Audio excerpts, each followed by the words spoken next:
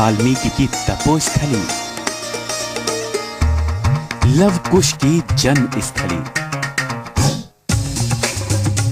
लक्ष्मीबाई नाना साहेब की करथली, पुराणों का साक्ष्य, गदर का गवाह, बिठूर का आईना। नमस्कार, मैं हूं ब्रजेश श्रीवास्तव। आप देख रहे हैं हमारी खास पेशकश आईना। आज हम आपको उस जगह से रूबरू कराएंगे जिसकी हर एक युग में अपनी एक अलग पहचान थी। वो जगह है बिठूर यानी ब्रह्मवर्त।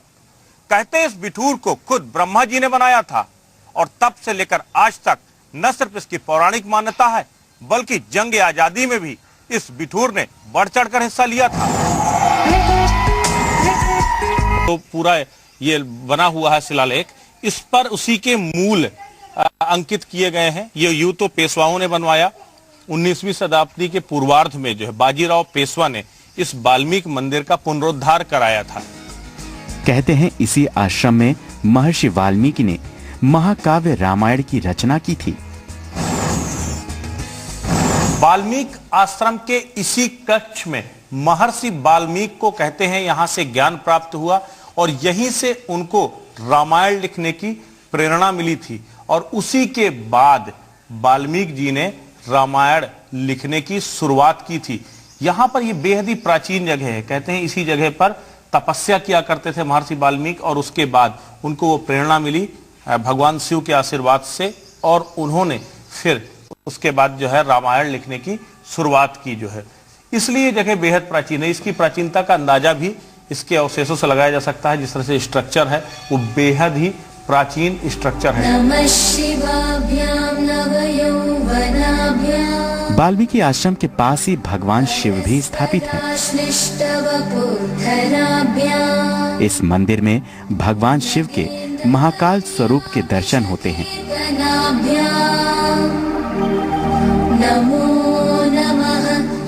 और कसौटी के पत्थर से बने शिवलिंग के दर्शन पूजन के लिए दूर दूर से लोग बिठूर आते हैं।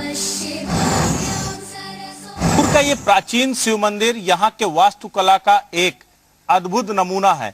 1820 के आसपास लखनऊ के नवाब के मंत्री राजा टिकैत राय ने इस शिव मंदिर का निर्माण कराया गया था और ये शिव मंदिर जो अवधि वास्तुकला है उसका एक उत्कृष्ट नमूना है। इस मंदिर में लाल बलुए पत्थर का इस्तेमाल हुआ है और जो इसका शिवलिंग है उस शिवलिंग सबसे खास है जो दुनिया के उत्कृष्ट शिवलिंगों में से एक चीज। ये बताइए इसकी क्या खासियत है और ये किस तरह से अपने आप में अद्वितीय है?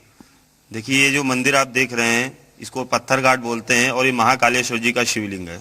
अवध के नवाब गाजीउद्दीन हैदर के मंत्री टिकैत राय के द्वारा बनवाया गया ये मंदिर है।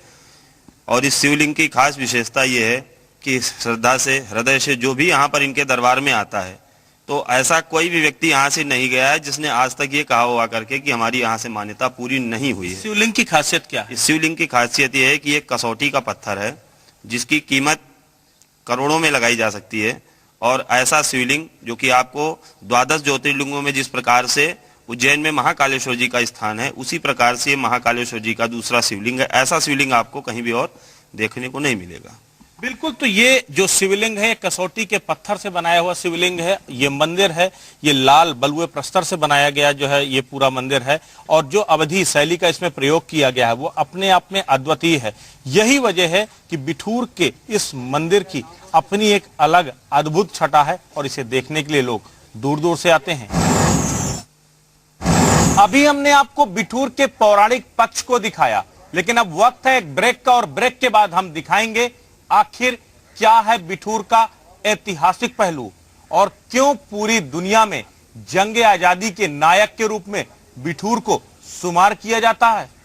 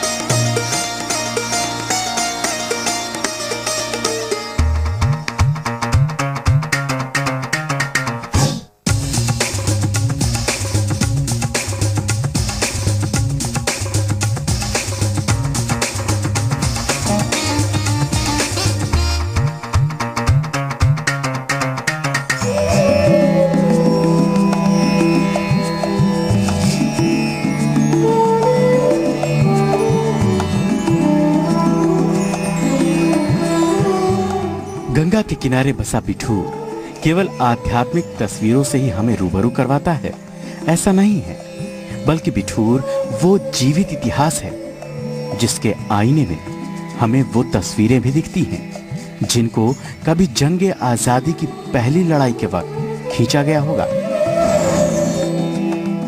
57 की क्रांति का सूत्रपात इसी नाना साहब पेशवा के महल से हुआ था। यहां पर नाना साहब, तात्या टोपे, अजीमुल्ला और अजीजन बाई जैसे ना जाने कितने वीर सपूतों ने अंग्रेजों के साथ दो दो हाथ किए थे और उन्हें मुंह की खाने को मजबूर किया था। इतना ही नहीं, मनुबाई यानी रानी लक्ष्मीबाई ने भी अपने बचपन में अस्त्र और शस्त्र चलाने की शिक्षा इसी नाना साहब के महल में ही लिया था। इस तरीके से 1857 से होकर 1947 तक ये नाना साहब पेशवा का महल क्रांति का अग्रदूत बना रहा। आजादी के लिए हुए पहले स्वतंत्रता संग्राम में बिठूर राजनीतिक केंद्र बना।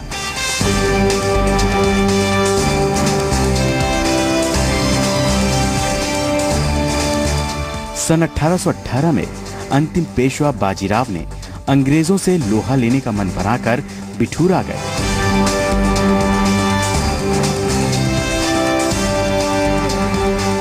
नाना साहब पेशवा ने अंग्रेजों के खिलाफ क्रांति का बिगुल इसी जमीन से बुलंद किया था। 1857 से लगा के 1947 जब तक आज़ादी मिली नहीं है, तब तक एक आज़ादी की जंग में एक बिठूर एक केंद्र रहा है। और बिठूर का अपना एक, चाहे वो रानी लक्ष्मीबाई का बाल्यकाल यहाँ हो, चाहे वो तात्या टोपे जी हों, चाहे नाना राव पेशवा जी हों, अजीजन बाई हों, अजीमुल्ला खां हों, और बहुत सारे लोग स्वतंत्रता संग्राम सेनानी यहाँ मतलब पले और बढ़े, और इन्होंने बहुत अच्छी भूमिका निभाई हमारे देश के लिए। और इसीलिए इस बिठूर का नाम आज स्वर्ण अक्षरों में लिखा जाता है। और बिठूर को अगर दरकार है तो थोड़ा बजट की है, जिससे बिठूर का विकास अभी मतलब विश्व के नक्शे पर जब बिठूर का नाम आए तब तो एहसास हो कि बिठूर इतना अच्छा था। नाना साहब पेशवा को समर्पित इस पार्क में बने संग्रहालय में आज भी गदर के उस दौर के वक्त और यादों को संजो कर रखा गया है।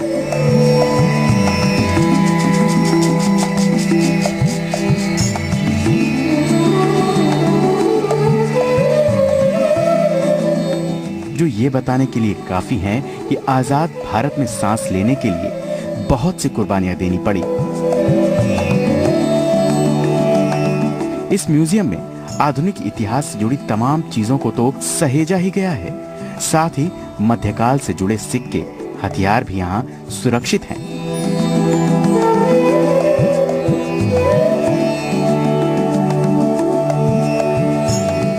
आईना में वक्त हो चला है एक ब्रेक का।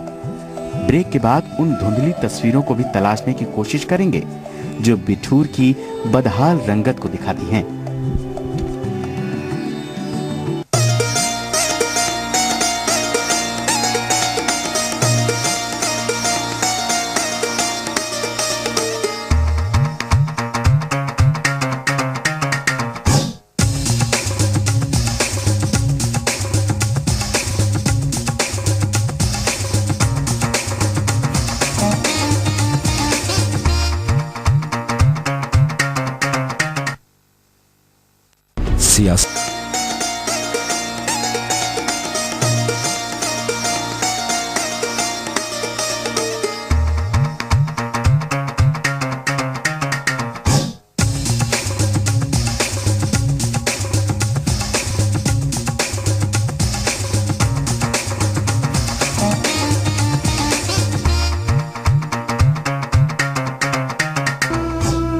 गंगा के घाट बदहार।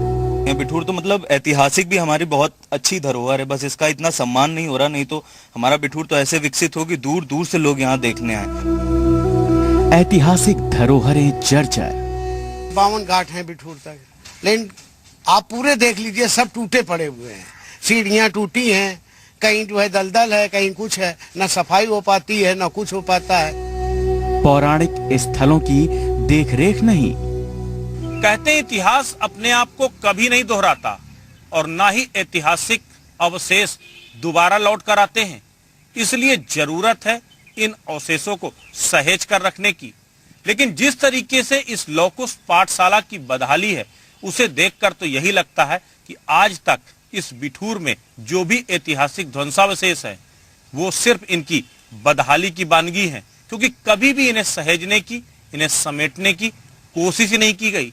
और अगर यही हालात रहे तो आने वाले दिनों में ये अवशेष भी ध्वस्त हो जाएंगे।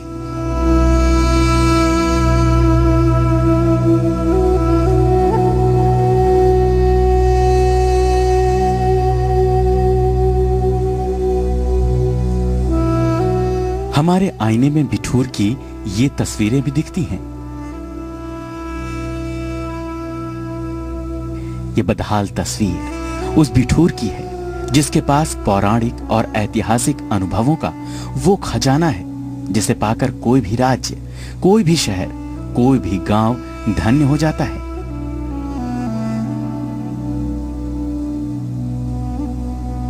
लेकिन लवकुश की जन्मस्थली, महर्षि वाल्मीकि की ये तपोस्थली, नाना साहब, लक्ष्मीबाई, तात्या टोपे की कर्मस्थली बिठूर आज अपनी हालात पर आंसू बहा रहा है।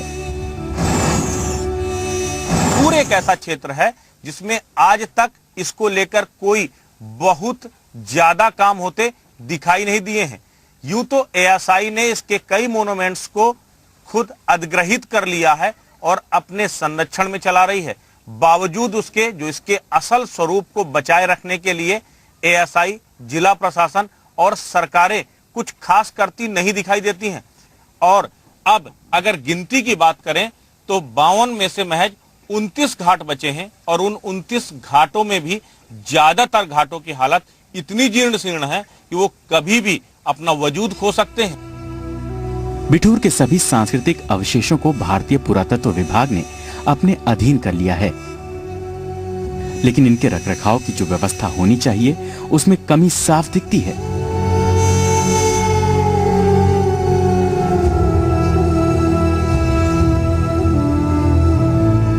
शायद इसीलिए बिठूर को वो पर्यटन हैसियत नहीं मिली जो काशी, हरिद्वार, नासिक और उज्जैन को मिली। यहाँ पर भारत सरकार और पर्यटन विभाग, प्रदेश सरकार इस पर गंभीरता लिया होता तो हम समझते हैं कि इतिहास में जो स्थान ब्रह्मावर्त का बिठूर का है वो स्थान के हिसाब से तमाम सैलानी लोग यहाँ पे आते हैं, तमाम विदेशी लोग यहाँ पे आते हैं। सरकार का जो पैसा तो आता है, लेकिन वो पैसा केवल कमीशन के चक्कर में आकर के उसका दुरुपयोग होता है बने हुए घाटों को बनाने में। और जो बिगड़े हुए घाट हैं, जो पौराणिक घाट हैं, उन पर दृष्टि किसी नहीं है। टूरिस्ट भी आते हैं, अगर आ गए तो नाव से अगर घूम लिया तो हमारा 100-200 मिल गए, वही हमारी रोजी रोटी हो गई। यही चाहते हैं कि बिठूर का विकास हो और ये जो टूटे फूटे घाट हैं ये घाट बने, पर्यटक आए ज़्यादा, मतलब तो हमारा लोगों का ज़्यादा वो रोजी रोटी चलेगी। बिठूर के आईने में हमने बिठूर की आध्यात्मिक, पौराणिक, ऐतिहासिक और आधुनिक हर एक तस्वीर आपके सामने पेश की। बस अब दरकार है तो समाज और सरकार के उस साझे प्रयास की जिससे बिठूर आने वाली पीढ़ी के लिए केवल किताबों में समेटकर न रह जाए, बल्कि बिठूर पर्यटन का वो सुनहरा नाम बन सके जिसकी चमक से पूरा उत्तर प्रदेश चमके। बिठूर की पहचान उसके सांस्कृतिक, आध्यात्मिक और समृद्धशाली इतिहास के लिए होती है, लेकिन आज वही बिठूर विकास की बाट जोह रहा है। उसे जरूरत है शिद्दत के साथ उन प्रयासों की जिसके जरिए बिठूर विश्व पर्यटन के मानचित्र पर स्थापित हो पाए, लेकिन बदकिस्मती की वो प्रयास आज तक हुए ही नहीं। बिठूर से कैमरा पर्सन मनीष श्रीवास्तव के साथ ब्रजेश श्रीवास्तव, जी मीडिया।